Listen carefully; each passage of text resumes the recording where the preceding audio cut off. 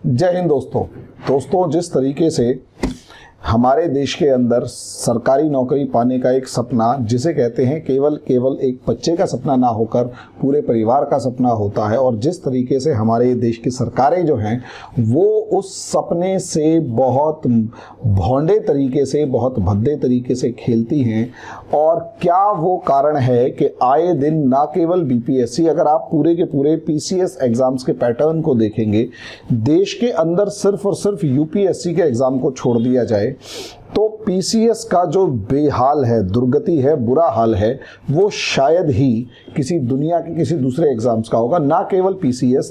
सरकारी नौकरी के लिए जितने भी एग्जाम्स हैं वो सारे के सारे इसी बुरी हालात से गुजर रहे हैं या इसी बुरी हालत में रहते हैं। जैसे अगर आप मोटे तौर पर देखेंगे तो थोड़े दिन पहले, ज़्यादा देर की बात नहीं है, फरवरी के अंदर मेंस का एग्जाम होने वाला था, राजस्थान पीसीएस का, आरएएस का मेंस का एग्जाम। आरएएस के मेंस के एग्जाम को भी 1 महीने आगे टालना पड़ा, क्योंकि आरएएस का जो आयोग है उसने बहुत ही भोंडे तरीके से, बहुत ही बेकार भद्दे तरीके से, जितनी बेशर्मी के साथ ये कहे कि सिस्टम को कोलैप्स करवाया है, जिस तरीके से मतलब नया सिलेबस लेके आए, उसके अंदर बच्चों मतलब पीटी के एग्जाम के बाद रिजल्ट डिक्लेयर करने के 10-15 दिन तक आपने सिलेबस नहीं बताया और आनन फानन में एग्जाम लिया, जैसे सर के ऊपर से कोई काम का टोकरा उतार के फेंकने वाली बात हो, वैसी कुछ सिचुएशन करने की, मतलब वैसा कुछ किया। बच्चों ने प्रोटेस्ट किया, बहुत जबरदस्त लेवल पर प्रोटेस्ट किया, तब जाके 1 महीना एग्जाम को आगे बढ़ाया गया और जिस तरीके से एग्जाम को कंडक्ट करवाया गया उसमें भी। अब पीटी का एग्जाम अगर देख लिया जाए तो पुराने वाले पीटी अगर देख लिए जाएं तो उसके अंदर भी बहुत बुरे हाल। एमपीपीसीएस उठाकर देख लिया जाए तो लगभग 2018 से किसी भी तरीके की वैकेंसी की शोर शराबा दूर दूर तक नजर नहीं आ रहा। होता भी है तो पीटी, फिर कोर्ट, फिर मेंस, फिर कोर्ट, फिर इंटरव्यू, फिर कोर्ट, और उसके बाद जाके क्या नाम है, कोर्ट और सुप्रीम कोर्ट और हाई कोर्ट, और उसके बाद जाके कहीं ना कहीं नियुक्ति होती है। और हालात इस तरीके से रहते हैं कि हर बच्चा अमूमन परेशान रहता है, फ्रस्ट्रेट रहता है कि असलियत में करे तो करे क्या। तो मैं इसके ऊपर असलियत में डिस्कस करने जा रहा हूं कि क्या ये बीपीएससी का ही मामला है या पूरे देश का ही ये बेड़ा गर्क है। अगर ऐसा है तो क्यों है, क्या कारण है, और केवल पीसीएस का नहीं, अगर आप एसएससी के एग्जाम्स को उठाकर देखेंगे तो भी यही हाल है। और अगर आप क्या नाम है एसएससी से के अलावा पटवार से लेकर टीचर भर्ती से लेकर जितने भी एग्जाम्स अगर देख लेंगे, सबके अंदर ये हाल है। और उससे ज़्यादा मज़े की बात यह है, इस पूरे कारस्तानी में, इस पूरे घपले के अंदर कभी भी किसी भी आयोग के मेंबर को, किसी भी मैनेजमेंट के मेंबर को, किसी भी नेता को या कार्यकर्ता को या स्कूल प्रिंसिपल को, किसी को सस्पेंड करने के अलावा आपके पास की कोई खबर नहीं होगी कि उस बंदे ने ऐसा कुछ किया। सिर्फ मेरे को बड़ी खुशी हुई एक बंदे को सुनकर, एक खबर सुनकर कि यूपी के अंदर जो बाबा है उसने, जिसने घपला किया, जिसका नाम आया कि उसने पेपर लीक करवाया, उसके घर पे बुलडोजर चलवा दिया और पूरी संपत्ति को नष्ट कर दिया। अब यहाँ इसी के ऊपर बहस भी है, इसी के ऊपर डिस्कशन भी है कि असलियत में अगर यूपी जैसे बड़े देश में, बड़े राज्य में, या फिर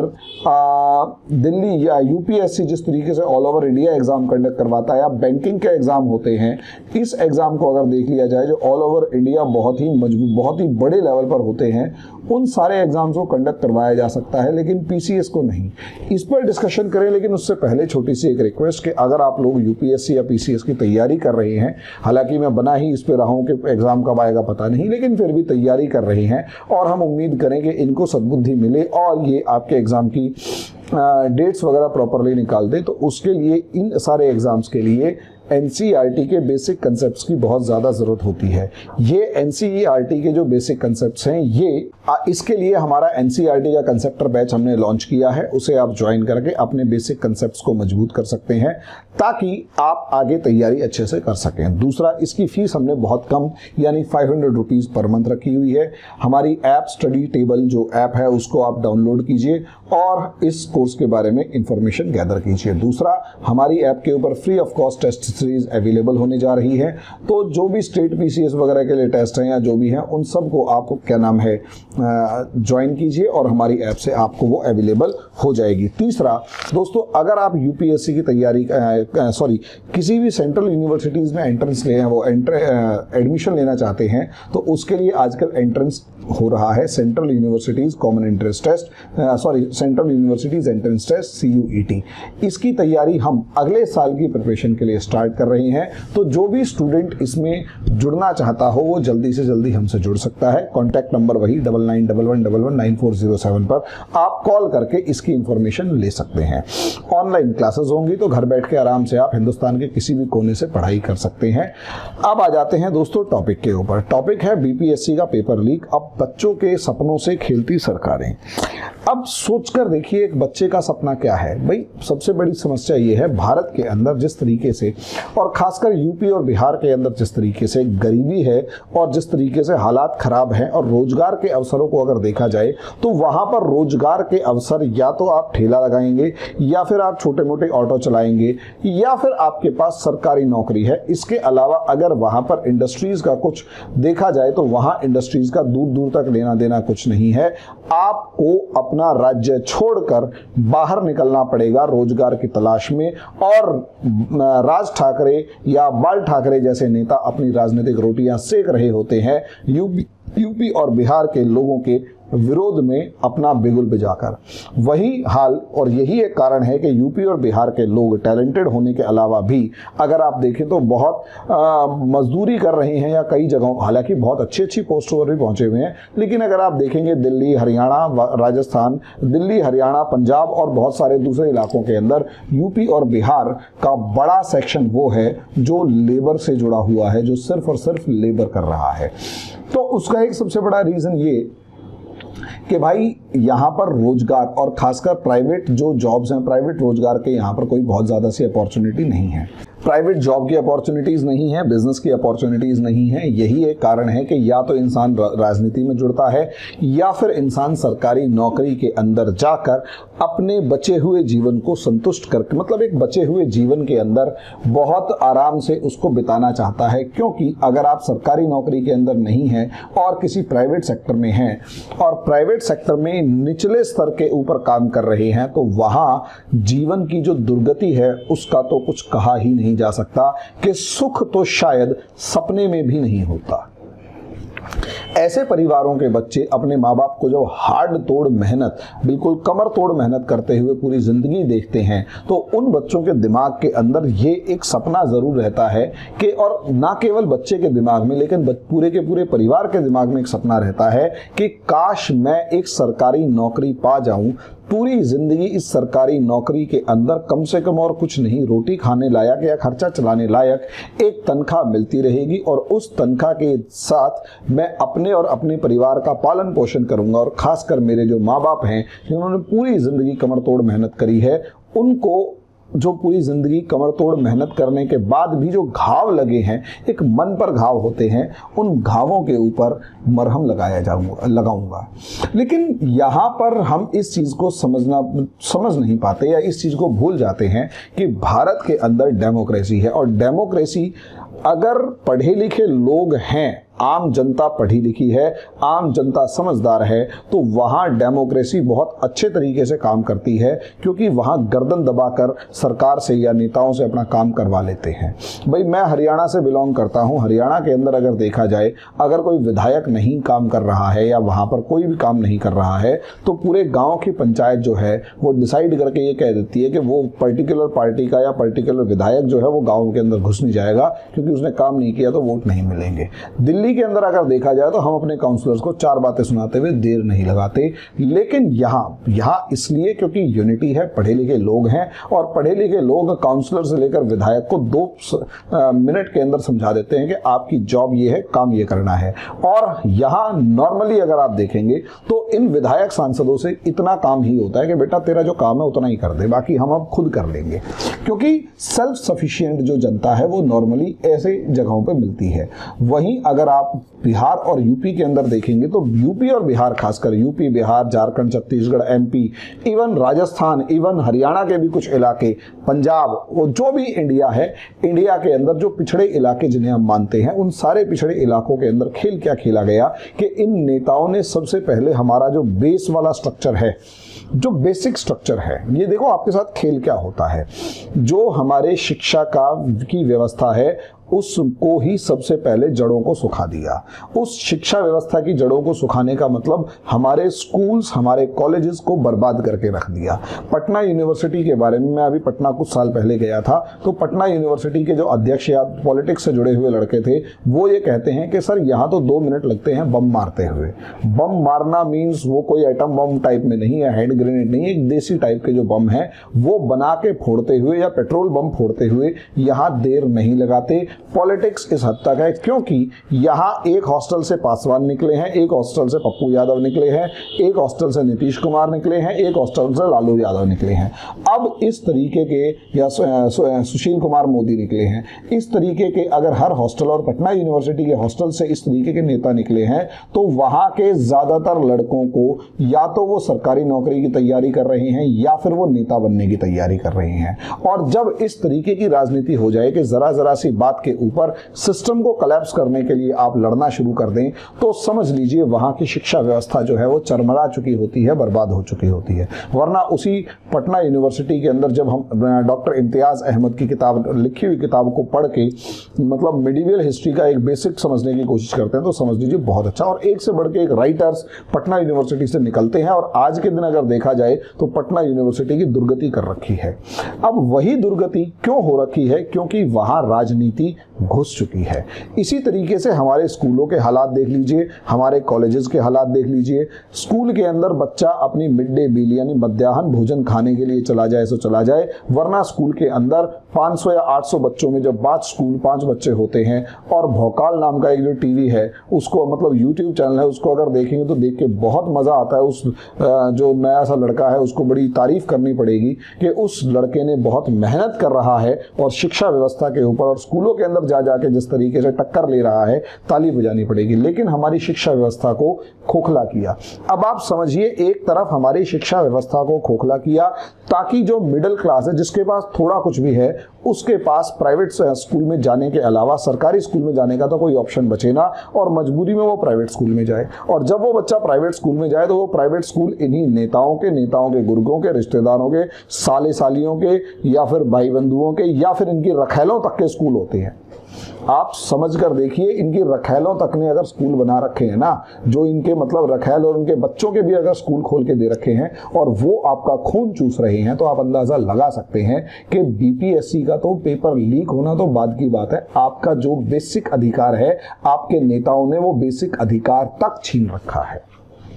किसी का नाम नहीं लेना, आप अपने नेता की खुद कॉलर पकड़िए कि मैं किसी प्राइवेट स्कूल में क्यों जाऊं जब तुमने मेरा सरकारी स्कूल अच्छा नहीं बनाया, आपने सरकारी स्कूल के अंदर सरकारी टीचर अच्छा नहीं भेजा। बेशर्मी यहां पर सोच कर देखिए, यूपी के अंदर शिक्षा मित्र, सपा सरकार ने शिक्षा मित्र भर्ती करने की तैयारी शुरू करी और शिक्षा मित्रों की अगर आप पूरी लिस्ट उठाकर देखेंगे तो वो पूरी की पूरी लिस्ट के अंदर शिक्षा मित्रों को किसको भर्ती किया गया? जो ग्राम प्रधान से लेकर ये जितने भी नेता होते हैं इन्हीं के रिश्तेदारों को, भाई बंधुओं को, भाभियों को, लड़कियों को, इन सब को भर्ती कर दिया गया। और यहां तक कि और इन सब को शिक्षा मित्र के नाम पे भर्ती कर दिया गया, चाहे वो क्वालिफाइड थे या नहीं थे। और मजे की बात, वो शिक्षा मित्र स्कूल जा रहे हैं नहीं जा रहे हैं इससे मतलब नहीं है, कुछ नहीं, सिर्फ उनकी तनख्वाह मिल रही है। यानी अपने के जितने भी कार्यकर्ता थे उन सबको एक प्रकार से रोजगार अपने भारत के सिस्टम के अंदर, रोजगार के अंदर बिठा दिया और सरकारी तौर पर उनको तनख्वाह भिजवाना शुरू कर दिया। और वो इंसान जो इनकी पार्टी का कार्यकर्ता है वो अब कार्यकर्ता अपनी पार्टी के लिए मर मिटने के लिए तो तैयार होगा, लेकिन देश की जड़ों को खोखला कर देगा, राज्य की जड़ों को खोखला कर देगा। यही एक कारण है कि भारत के अंदर आप कभी भी देख लेंगे कि मतलब अपना रोजगार खोलने की या अपना काम करने की जो ललक है वो किसी के अंदर है नहीं। खासकर यूपी और बिहार के अंदर जब भी मेरे को बहुत ज़्यादा सुनने को मिलता है कि हमारे यहाँ से सबसे ज़्यादा IAS IPS निकलते हैं, सबसे ज़्यादा सिविल सर्वेंट्स निकलते हैं, सरकारी नौकरी में सबसे ज़्यादा है, तो मेरे को कई बार बुरा भी लगता है। मैं उनसे पूछता हूँ कि सरकारी नौकरी ही क्यों, क्योंकि आपके और सरकारी नौकरी ही क्यों, क्योंकि गांव का हर बच्चा पटना के किसी गंगा जी के घाट पर या किसी भी नदी के घाट पर किसी रेलवे स्टेशन के ऊपर आपको आए दिन बिहार से खबरें सुनने को मिलती हैं कि पटना के घाटों के ऊपर आजकल बच्चे जो हैं वो तैयारी कर रहे होते हैं बैठकर, और इकट्ठी तैयारी कर रहे हैं और पूरा घाट भरा हुआ है। इसी तरीके से अगर आप देखेंगे तो कि कोई रेलवे स्टेशन की तस्वीर आ रही होती है कि रेलवे स्टेशन के प्लेटफॉर्म की लाइटें इसलिए जला दी जाती हैं ताकि बच्चे रात को वहां बैठ के पढ़ सकें। सोच कर देखिए कितना बुरा हाल आपके नेताओं ने कर रखा है। आपको भले ही गंगा जी के घाट पर पढ़ने का प्राउड फील हो रहा हो, लेकिन आपके जो पैर का जूता है वो आपके नेता के सर पर पड़ना चाहिए। इन जो है ना, जो जोक की तरह आपका खून चूसने वाले, आपके भविष्य का खून चूसने वाले नेताओं के सर के ऊपर आपके जूते को पड़ना चाहिए कि उन्होंने आपके लिए वो व्यवस्था नहीं करी और उसकी मजबूरी की वजह से, उस व्यवस्था ना होने के बाद मजबूरी की वजह से आपको किसी मतलब गंगा जी के घाट पर पढ़ना पड़ रहा है या रेलवे स्टेशन के पटरी के ऊपर बैठ के पढ़ना, मतलब प्लेटफॉर्म पे बैठ के पढ़ना पड़ रहा है। अपने नेताओं से लड़ो, लेकिन समस्या यही है जनता इन नेताओं से लड़ने की जगह अपनी जाति के नाम पर वोट डाल रही है और यहीं से सारा खेल शुरू होता है। वो जो चालाक नेता है, जो आपका खून चूसने वाला, अंग्रेजों से भी बदतर एक नेता है, वो आपसे जाति के नाम पे वोट मांग जाता है और आप अपनी जाति के नाम पर उसको वोट दे देते हो। जब आप अपनी जाति के नाम पर उसको वोट दे देते हो तो अब वहीं से तो खेल शुरू हो रहा है। यहाँ खेल क्या रचा जाता है, आप इसे समझिए।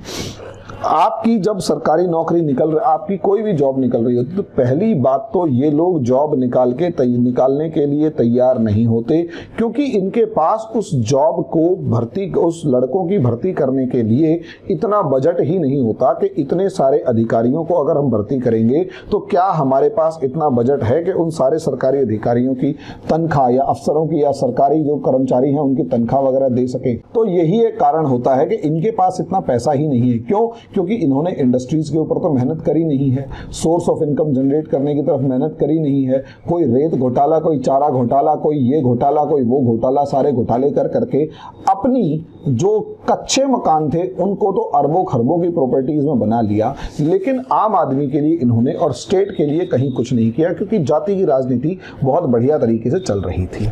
अब इसका मतलब ये कि आपकी शिक्षा व्यवस्था को खत्म करके, आपके स्कूल्स को खत्म करके आपकी शिक्षा की जड़ों को सुखा दिया। यही एक कारण है कि बच्चे का इंटेलेक्ट प्रिपेयर नहीं हो पाता। यहाँ 1 करोड़ का मतलब मान लिया 20, 30, 50 लाख बच्चा पढ़ रहा है स्कूल के अंदर, उस 50 लाख स्कूल के बच्चों को बच्चे जो पढ़ रहे हैं उनमें से केवल 4-5 बच्चे ऐसे निकल रहे होते हैं जो कि अच्छे होते हैं, और जो 4-5 बच्चे होते हैं या तो उनको नवोदय विद्यालय भेज दिया है किसी भी, और उसको मीडिया में इतना ज्यादा हाइप कर दिया कि ध्यान से देखो इस गरीब बच्चे ने कितना मेहनत करके दिखाया और कितना सब कुछ करके दिखाया। तो शर्म उस सरकार को उस टाइम पर भी आनी चाहिए कि आपके पास 20 लाख में से सिर्फ एक बच्चा ऐसा निकला जो टैलेंटेड है, वो भी नेचुरली टैलेंटेड है, और मीडिया को उसी का ढोल पीटने का मौका मिल गया। लेकिन वो नेता और उस स्कूल का क्या, जिस नेता ने, और उस स्कूल का क्या जिसे बनाने की जिम्मेदारी उस नेता की थी जिसे हमने या आपने वोट दिया, और उसको कॉलर आप पकड़ नहीं सकते क्योंकि अब वो तुमसे दबंगई दिखा रहा है और कोई बड़ी बात नहीं है, तुमने उससे जरा सा सवाल पूछ लिया तो वो तुम्हारे घर को ही और सब चीजों को बर्बाद कर दे, क्योंकि उसे पता है कि उसकी नेतागिरी गुंडई के नाम पे है, उसकी नेतागिरी वोट मांगने के नाम पे है, और तुम्हारी ही जाति और तुम्हारे ही धर्म के बहुत सारे नेता, बहुत सारे गुंडों को उसने अब तुम्हारा विनाश करने या तुम्हें बर्बाद करने के नाम पे पाल रखा होता है। तो इसलिए स्कूल की जड़ों को तो इन्होंने कर दिया खत्म। अब जैसे ही स्कूल की जड़ों को खत्म किया, अब नौकरी का नंबर आता है तो नौकरी है नहीं। अब नौकरी अगर वो निकाल देंगे तो इतने पैसे नहीं है, तो अब नौकरी निकालें कैसे? इसीलिए नॉर्मली अगर आप देखें तो बहुत सारी सरकारें ऐसी होती हैं, बहुत कि एक सरकार आई और उस एक सरकार ने 1 साल के अंदर एक ही बार किसी की भी जॉब को निकाला। और मजे की बात यह है, मैं अभी जयपुर में था, जयपुर में मेरा एक सीनियर IAS ऑफिसर से वैसी बातचीत हो रही थी। मैंने कहा सर क्या कारण है क्या कारण है कि ये एग्जाम के अंदर कोई ना कोई धांधली हुई रहती है? क्या आप लोग इतने इनकम्पिटेंट होते हैं क्या? वो हंस के कहते हैं यार क्या बात कर रहा है, we and incompetent, I am IAS officer. मैं वही चीज कह रहा हूं कि आप इतने इनकम्पिटेंट कैसे हो सकते हैं? तो उन्होंने बड़े सीनियर मीन्स, उम्र तो खैर हमसे थोड़ी सी ज़्यादा ही थी, लेकिन हाँ एक बहुत ही कंफर्टेबल जोन में बात कर रहे थे। तो उन्होंने ये कहा कि यार कभी आप ये समझ लीजिए कि हमें अगर कहा जाए या हमें अगर ये कहा जाए कि एग्ज़ाम कंडक्ट करवाना है और फुल अथॉरिटी है, फुल जिम्मेदारी है कि कोई गलती नहीं होनी चाहिए, कहता है पूरी अथॉरिटी एक बार दे दो और पॉलिटिकल इंटरफेरेंस एक बार बंद कर दो। यकीन मानो पॉलिटिकल इंटरफेरेंस बंद करने के बाद आप मजाल है कोई एग्जाम ढंग से ना हो पाए या कुछ ना हो पाए। बस फर्क इतना है कि पॉलिटिकल इंटरफेरेंस हद से ज्यादा होता है। जरा सी बात के ऊपर एक IAS ऑफिसर के सर पे वो चौथी पास निकम्मा नेता जो अपनी जाति और अपने धर्म और अपने एरिया और अपने क्षेत्र और अपने गुंडे और अपने बदमाश, अपने काम वाली से लेकर अपनी रखेल तक के ध्यान रखने के लिए बात कर रहा होता है, कहता है जब ये अपनी रखेलों तक के लिए बात करना शुरू कर देते हैं नेता, समझे, और अपनी पहली बीवी, दूसरी बीवी, तीसरी बीवी और तीसरी बीवी के भाई, भाई के साले और साले की दूसरी बीवी, कहता उस तक के लिए बात करने की तैयारी शुरू कर दें और जॉब को एक बार निकालने के लिए वो 50 बार सोचे, क्योंकि पहली बात तो फंड्स नहीं है और फंड्स के बाद अगर निकाल भी दें तो सबसे पहले ये डिसाइड होता है कि इसमें से कितना खाने को मिलेगा। कहता जब तक खाने को मिलेगा नहीं तब तक ये आगे जॉब निकालते नहीं। और यही एक कारण है कि जैसे ये जॉब निकालते हैं वहां पर पहले से ही बहुत सारी चीजें ये नेता फिक्स कर लेते हैं कि असलियत में आयोग के अधिकारियों से लेकर नेताओं से लेकर सब फिक्स कर लेते हैं कि इतनी इस जाति वालों को और इतनी इस जाति वालों को और इतनी इस जाति वालों को मोटे मोटे तौर पर मिलनी चाहिए। और उस जाति वालों के नाम पर भी उनका जो जाति के सबसे दबंग नेता होते हैं वो अपने घर के बंदों को या अपने घर के लोगों को भी लगाने की पूरी कोशिश करते हैं। राजस्थान के शिक्षा मंत्री के ऊपर जिस तरीके का आरोप था वो आप खंगाल कर देखेंगे तो आपको पता लग जाएगा कि जिस तरीके का राजस्थान के शिक्षा मंत्री के ऊपर आरोप था वो बहुत खतरनाक आरोप था कि अपने घर के 4 बंदों को अगर नौकरी पे लगवा दिया और अपने घर के बंदों को इंटरव्यू के अंदर 100 में से 85 से ऊपर नंबर दिलवा रखे हों तो आरोप थे ये, और उसके बाद उन्हें हटाना पड़ जाए। लेकिन फर्क क्या पड़ता है, अगली बार दोबारा आ जाएंगे। अभी तो जुगाड़बाजी, ठीक है मजबूरी में हटना पड़ गया, आरोप ज्यादा लग गए थे, लेकिन अपने घर वालों को तो SDM लगा दिया ना। अब उसके बाद वो दोबारा पोस्ट पे भर्ती हो जाएंगे, अगली बार जीत के आएंगे तो पिछले वाले जो कानून के जो थे, पिछले वाले जो आरोप थे वो धुल जाएंगे और इस बार दोबारा वो शिक्षा मंत्री या कुछ भी मंत्री बनते हुए नजर आएंगे। तो ओवरऑल हमारी जनता बेवकूफ है, लेकिन इसमें राजनीति कहां है, पहले इसके पक्ष को समझें। राजनीति में एक है पक्ष यानी सरकार खाने पे तुली हुई है। सरकार खाने पे कैसे तुली हुई होती है? सरकार पहली बात तो ये चाहेगी कि इसमें कितने अपनी जाति और धर्म के लोग लग सकते हैं और किस नेता कितने लोग लगवा सकता है। भले ही वो PT लेवल पर वो काम ना करे, लेकिन मेंस लेवल पर, और मेंस लेवल पर भी हो सकता है थोड़ा बहुत ही मेहनत कर पाए, लेकिन इंटरव्यू में तो इनकी खुल के सेटिंग चलती है। और जब तक इनकी सेटिंग ढंग से नहीं होती तब तक इसका सीधा मतलब ये है, जब इनकी सेटिंग ढंग से नहीं होती तो तब तक इसका सीधा मतलब ये है ज्यादा सा गवर्नमेंट जॉब को निकालने में तैयारी नहीं करते। बाकी तो सब देखो अपना ढपोसला होता है। दूसरा विपक्ष जो है वो सारे का सारा केवल और केवल सरकार को गिराने और सरकार की फजीहत करने में लगा होता है। अब सिस्टम के अंदर विपक्ष के लोग भी बैठे हुए हैं और विपक्ष के लोग जो बैठे हुए हैं असलियत में वो चाहते हैं कि किसी भी तरीके से ये जो सिस्टम ये जो एग्जाम निकला है इसमें किसी भी तरीके की धांधली हो और धांधली निकलकर बाहर आए ताकि विपक्ष को सरकार को घेरने का मौका मिले। यहां ये जो खेल होता है इसमें पक्ष के साथ विपक्ष भी उतना ही बड़ा खेल खेल रहा होता है और यही एक कारण है कि दोनों के दोनों सिस्टम्स फिर अटक जाते हैं। तीसरा, सरकारी अधिकारी। यहां सरकारी अधिकारी एक तो आयोग के अधिकारी होते हैं। ये जो आयोग के अधिकारी होते हैं अगर ये PCS लेवल के होते तो नॉर्मली ये भी, अगर आप इनका डाटा उठाकर देखेंगे तो प्रोफाइल पूरी की पूरी उठाकर देखेंगे तो पुराने लेवल पर ये किसी न किसी पुराने मंत्री संतरी के दामाद, रिश्तेदार या कुछ भी मिलेंगे, इवन बेटे भी मिलेंगे। और इनको एक सेटिंग बिठाने का वो होता है और ये कैसे ना कैसे करके सेटिंग बिठाकर आयोग के मेंबर बनते हुए देर नहीं लगाते। अब जब और कोई बड़ी बात नहीं है, मैंने यहां तक सुना कि एक पर्टिकुलर राज्य के आयोग के अंदर सीट लेने के लिए 2 करोड़ की रिश्वत मांगी जा रही थी और उसी 2 करोड़ की रिश्वत के लिए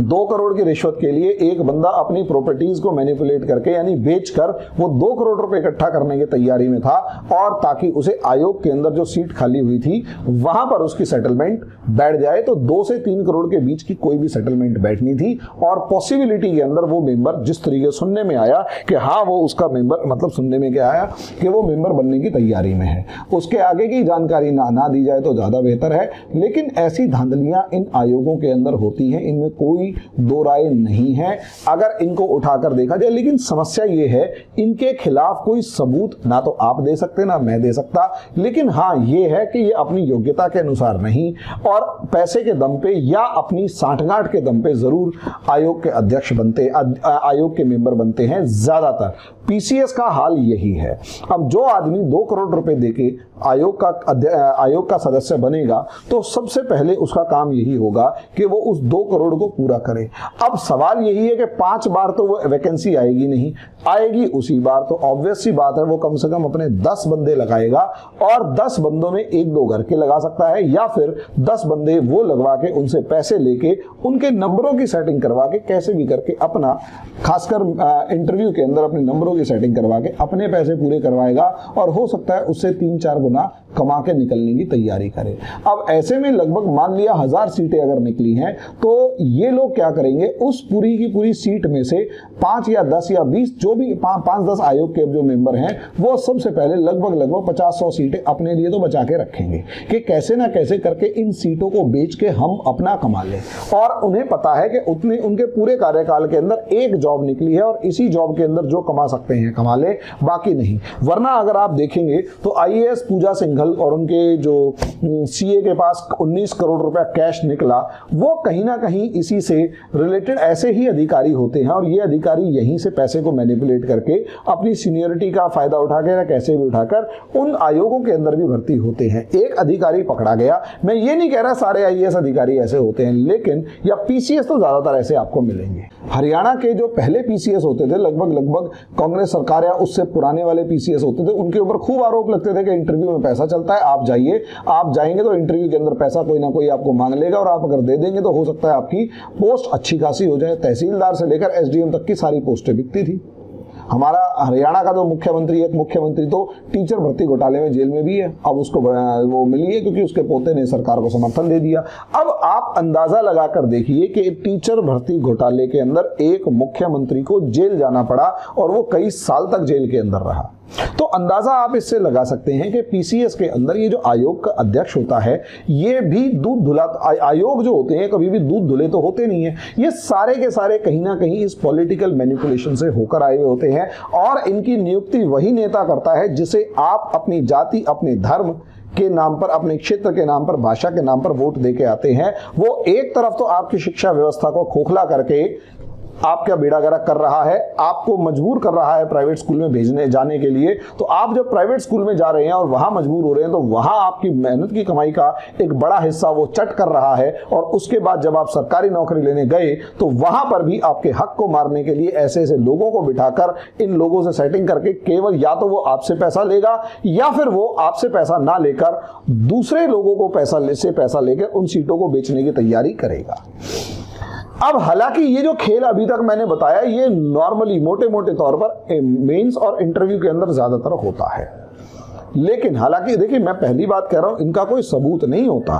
ये लेकिन नॉर्मली आयोग ऐसे ही काम करते हैं। नॉर्मली आयोगों का ये बहुत बुरा हाल है। अब जैसे यूपी पीसीएस के बारे में जो खबरें आ रही हैं कि यूपी पीसीएस इस समय पर सबसे अच्छे तरीके से एग्जाम कंडक्ट करवा रहा है, कोई धांधली नहीं है, कोई बेईमानी नहीं है और जिस तरीके से मैं लगभग इस पिछले 2-3 बार के अंदर लगभग 60 से 70 पीसीएस ऑफिसर्स को जानता हूं जिनका कहना यह है कि भाई 1 रुपया कहीं कुछ नहीं, बिल्कुल बहुत फ्री एंड फेयर। तो यूपी पीसीएस की तारीफ करनी पड़ेगी कि बड़ी ईमानदारी के साथ जिस तरीके से आगे बढ़ाया, वरना एमपी के ऊपर तो व्यापम घोटाले के छींटे आज तक हैं और वो व्यापम घोटाले के ऊपर किसको क्या सजा हुई, 60 से ऊपर मर्डर हो गए लेकिन सजा किसी को नहीं हुई। और बेशर्मी की बात यह है कि उसके अंदर कांग्रेस और बीजेपी दोनों वो थी और दोनों के दोनों सेटिंग करके अपना अभी भी उसको मामले को दबा गए और उसके बाद पीसीएस आज भी चल रहा है।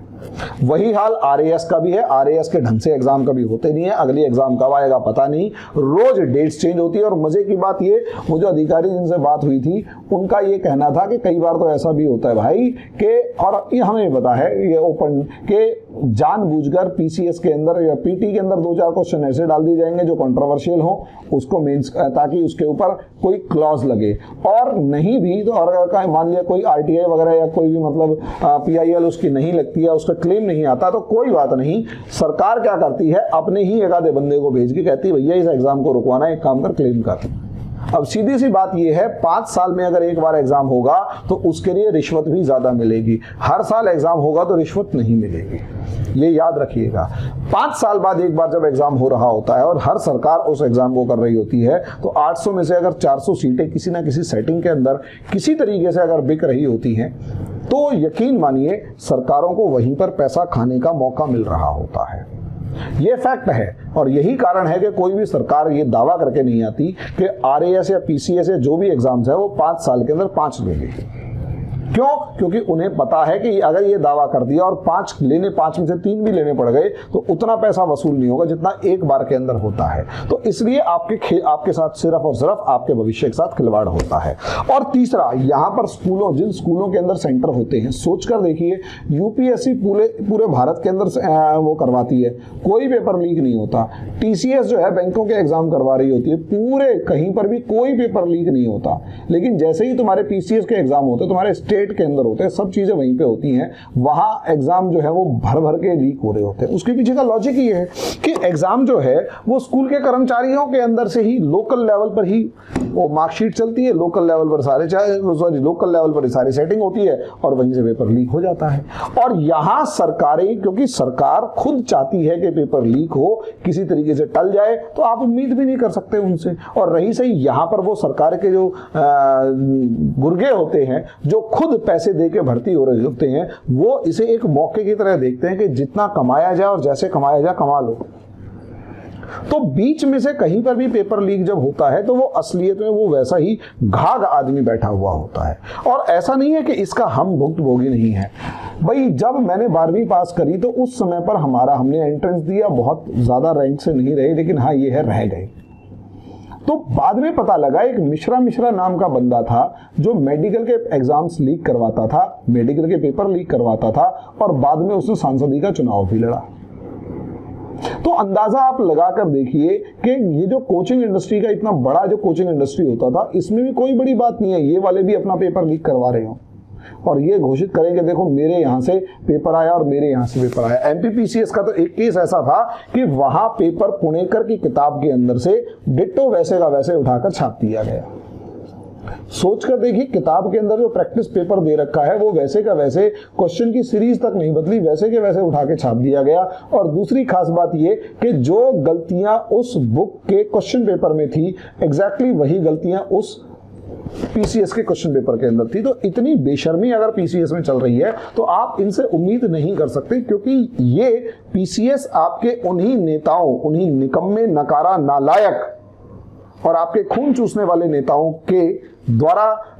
बैठाए गए आयोग के द्वारा करवाया जा रहा है। तो जो नेता आपका है उसकी मंशा अगर ठीक नहीं है तो जिस अधिकारी को उसने बिठाया होगा उसकी मंशा भी ठीक नहीं होगी, और जो अधिकारी बैठा है अगर उसकी मंशा ठीक नहीं है तो पेपर किसी भी सूरत में ठीक ढंग से हो ही नहीं सकता। और फ्री एंड फेयर तो भूल जाओ। बस अभी पहले क्या होता था, पहले सोशल मीडिया नहीं था तो खबर इतनी तेज नहीं फैलती थी और मामला वहीं दबा दिया जाता था। अब हर बच्चे के जेब में मोबाइल है, फटाफट से व्हाट्सएप से लेकर हर जगह पर जब ये ट्रेंड होता है, पेपर लीक होना शुरू होता है और वायरल होता है, तो उससे कहीं ना कहीं अब इन सरकारों पर दबाव है, लेकिन बेशरम सरकारें तो अभी भी हैं। तो अब यहां तीसरा,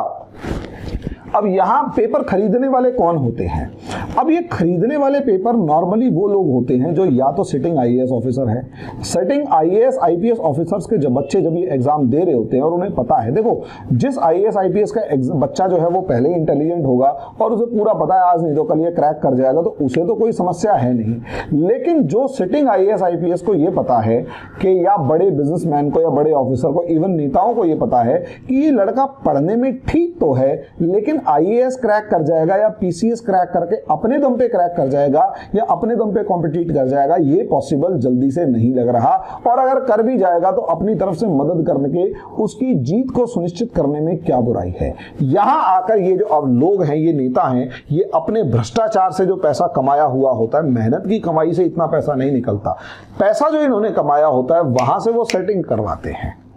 वहां से पकड़ते हैं, ताकि इन सिटिंग ऑफिसर्स के बच्चे, जो अच्छा है वो तो अपनी मेहनत से निकल जाएगा, जो निकम्मा नाकारा है, जो इस लायक ही नहीं है कि वो अधिकारी बन पाए, वो कंपटीशन फेस कर पाए, उन सब के लिए ये सीटें फिक्स की जाती हैं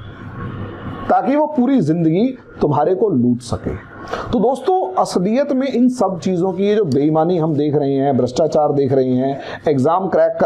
बार बार पेपर लीक देख रहे हैं, ये असलियत में तुम्हारे इन नेताओं के साथ होने वाला भ्रष्टाचार है। जो भी नेता आए उसका गला, उसकी गर्दन पकड़ो, उसकी गिरेबान पकड़ो, तुम्हारे पैर में जो जूता है उसके सर में दे के मारो और उससे पूछो कि हरामखोर, तू ये बता कि हमारे रोजगार का क्या,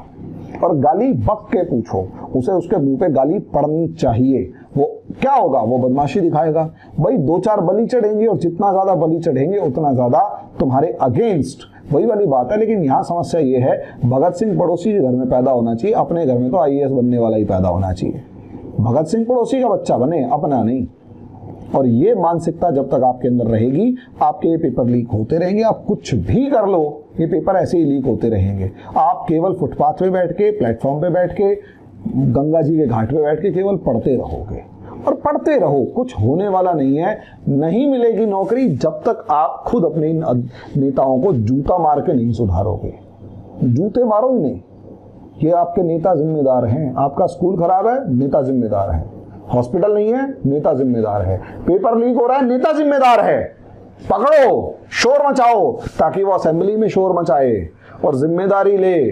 कि कम से कम तू अपने एरिया की जिम्मेदारी ले कि तेरे एरिया में पेपर लीक नहीं होगा। वोट डालते रहेंगे, आप जीवन में सफल नहीं हो सकते, ऐसे ही कीड़े मकोड़ों की तरह मर जाओगे। धन्यवाद।